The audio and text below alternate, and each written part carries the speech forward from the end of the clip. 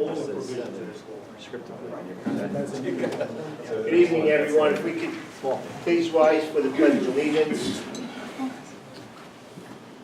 Pledge allegiance to the flag of the United States of America and to the republic for which it stands, one nation, under God, indivisible, with liberty and justice for all.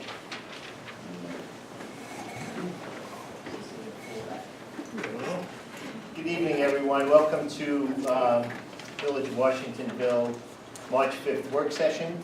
Just a few announcements. Easter egg parade is going to be held Saturday, March 31st at 9 a.m. at Vern Allen Park. High school scholarship run is set for April 7th. Little League opening day is April 14th. Tax bills will be going out this week to all village residents and property owners. Once again, no tax increase and taxes have been lowered. Our sweeper will be ordered tomorrow. Tomorrow morning I'll be sending a PO. Plans will be unveiled for the improvements at Vern Allen Park later this month. I saw a couple of exchanges on Facebook, by the residents wanting to know what was going to be there, how come this isn't there, how come that's not there. Well, it's been posted 4 times in either the newspaper or on Facebook, so the plans will be unveiled of what the committee had worked on. We are going to be getting a grant from Assemblyman Schoolfist, okay, but we have to move forward, and it's been budgeted, knowing that this money is going to be returned before the grant actually gets here, because the Splash Park is slated for that area, and by the time we get the grant money, it might be October. I think it might be a little bit too cold to get wet. This past week, we had to pay interest on both this building here and the principal on this building here, as well as wastewater plant construction. That money was taken out of our multi-fund in the amount of somewhere between $90,000 and $95,000. I think it was wired, it was taken care of. We also had to make earlier in the month a bond payment on the wells that were taken out back in 2006. Once the money comes in from the water has been totaled, the multi-fund will be credited back, because that's where the money came back from this last transfer, will be credited back from the sewer plant. The village hall has to remain in the multi-fund. We do have a conflict later on this month. It's on the schedule, a regular meeting Tuesday, March 20th. However, that's the village elections. So I'd like this board to think about another date. Looking at the calendar, with the exception of next Monday, it's pretty full. So we might have to move perhaps the zoning and comprehensive planning date. We're not going to move the court dates anywhere. So if we could, It's on the 19th. it might be a little bit too busy the day before. Might be. That's what the election? You okay with? They said it might be too busy. I don't know. Setting up machines, I don't know. When we set Setting up the machines, is it busy in here that day? Yeah. Or you shouldn't do it tonight. No, you shouldn't do it tonight. Okay. So next Monday, the 12th? Too soon? Sure. We want to look to the 13th, is that too soon? Moving the zoning comprehensive planning meeting? I'm good with it. I'll give it then, the 13th? Okay. All right, so regular scheduled meeting will be moved to Tuesday, March 13th.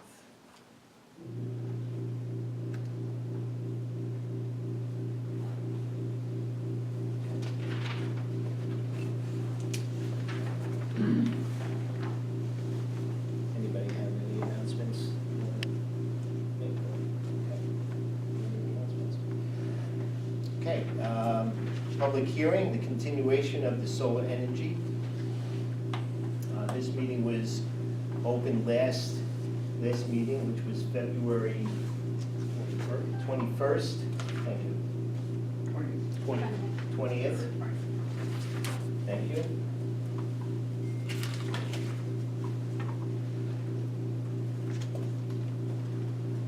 Now, we did receive some information last Friday.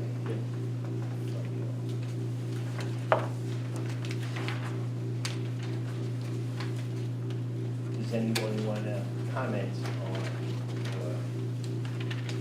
we have copies of it.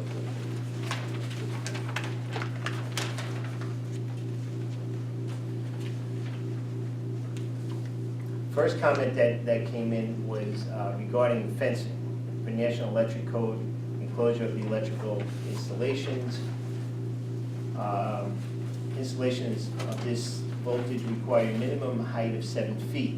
We respectfully request that the required minimum fence be 7 feet instead of 8. That was one of the comments came in. The proposed law specifies a single type of fencing to be used. Given the large setbacks and availability of other suitable fence types, we respectfully request that other suitable materials as approved by the Board of Trustees be added. I think we were talking about changing black in color. Yeah, that's what. Again, regarding fencing setbacks, we respectfully request that the setback for fencing of 1,000 feet or 500 feet from any road be reduced to provide a setback for fencing of 500 feet, which could be reduced to 250 feet from any public road. Now, the public road that's in question is State Route 208. This would still offer significant distance of visual mitigation benefits and allow for orderly development. In our experience, the typical maximum setback in other municipalities is 100 feet when the project is adjacent to residential property. Even with the suggested reduction, the reduced setback provides significant buffer far in excess of those typically adopted.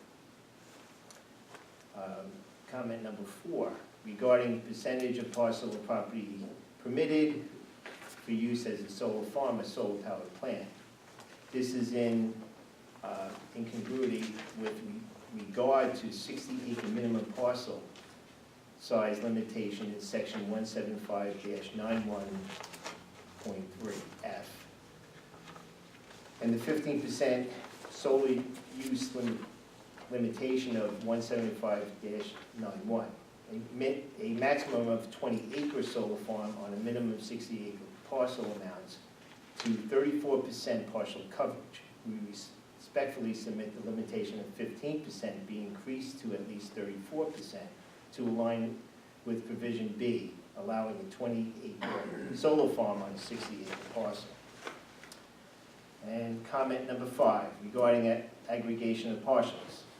In keeping with the first sentence of this provision and the intent of this provision, we respectfully submit that the limitation for the combined parcel not exceed 20 acres be revised to allow solar farm or solar power plant not to exceed 20 acres on a combined parcel.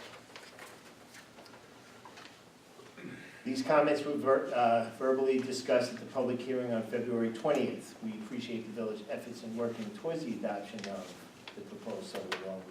We thank you for your consideration. Respectfully submitted, Ryan Irwin, project developer, Community Energy Solar, LLC.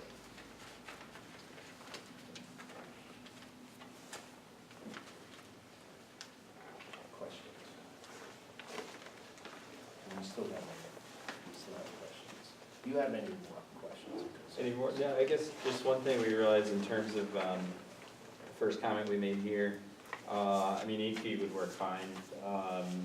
We definitely can make that work with solar projects. With the height of 7 feet, we realized in the code, it specifically said 8 feet. It didn't say a minimum of. So whether it was 7 or 8, we you know, if it went to 7, we would just ask it to say a minimum, because some some investors require it to be 8 feet at the end of the day. So we paid for it to say specifically 7, and then, oh shoot, actually, Okay. it should be more, so. 8 would work okay. If it was 7, we would just ask that it be a minimum of 7.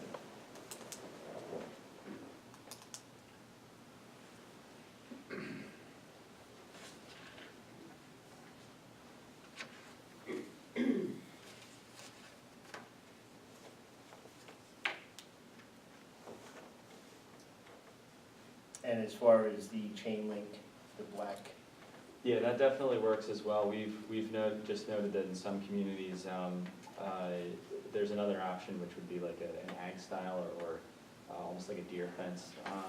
You can imagine like the wooden posts with woven wire. Sometimes they can fit in a bit better with the natural aesthetic. Some project investors require chain link. Some are comfortable with the ag fence, which can fit in. So that's really what we're asking for there. Again, we can make chain link work no problem. Just trying to maintain the flexibility.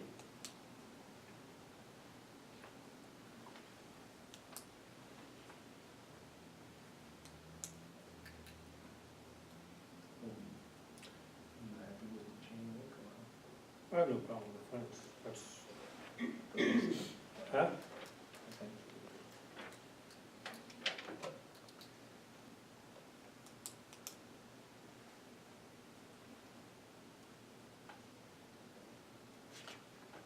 Any questions? In reference to those two, no. I have some comments on other ones. Sure.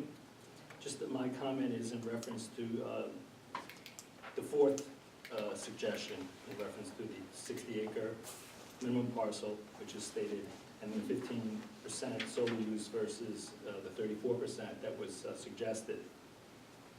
But in following that 15% coverage, I believe the parcels in question total 153 acres. So the 15% would still qualify for the 20 acres of solar farm. Yeah, there's no issue on this specific item, but it's just that the math within the ordinance doesn't adjust. If you say you have to have 60 acres, you say that the solar farm array cannot exceed 20 acres, that's 30%. And then you have the next sentence that's saying it can't exceed 15%. So your math just doesn't agree, and the suggestion that was made brings the math in accordance with the numbers that you're putting in the document. On the specific site that's probably going to be applying, it doesn't make any difference. But just keep in mind that your numbers that were put in the ordinance don't agree. If you have a 60-acre parcel and you have 20 acres of solar on it, that's 30% or 33%, not 15%. So we have no issue with the numbers, but we're just saying to clean up your ordinance, you might want to have those numbers in agreement. And I think there's some legal wording that you would know. I mean, it's, these two parcels belong to the same person. But the wording in the proposed law is notwithstanding the foregoing 2 or more property owners. That would indicate it'd be 2 different people. Well, they're 2 different LLCs, but the issue here again is a draftsman error. If you look at paragraph C that we're talking about, it talks about the ability to use 2 parcels in the aggregate. And it says again that the combined parcel cannot exceed 20 acres. That's not the intent. The combined solar farm cannot exceed 20 Exactly, acres. right. Yeah, So I that's agree what's with being number raised 5. there. Yeah, your question number 5, I agree with. Yep. Yep, and it's just a question of the language that was put in the ordinance. The beginning of paragraph C says solar farms and solar plants cannot exceed 20 acres. Then you go on to say that you can combine 2 parcels, and you say the combined parcels can't exceed 20. What you mean to say is the combined solar farm cannot exceed 20 acres. So what we were asking for there was just an insertion of the term solar farm or solar plant cannot exceed 20 acres, which is what your paragraph starts out by saying. Yeah, it says combined parcel. Yeah, and it shouldn't say that, it It should say some combined solar plant. Yeah. Yeah. No, I agree with that. I checked that. The other thing I mentioned was they never went back and changed any of the applicability that we brought up last time, whether or not it's going to be grandfathered. Where we say it shall apply to all solar energy systems, equipment installations modified Talking about residential. or installed after the effective date of this law, and then while they're into it, we give them any pre-existing solar that contradicted each other, so that wasn't addressed. So that's something we need to address now. Huh? We need to discuss that now. What do we decide? Well, we talked about it last time. Still the same.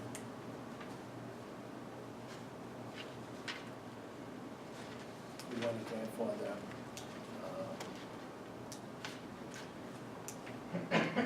regular solar, ground mounted solar. I think there's one in the village that can. If we grandfather that, or if there's no more ground mounted solar other than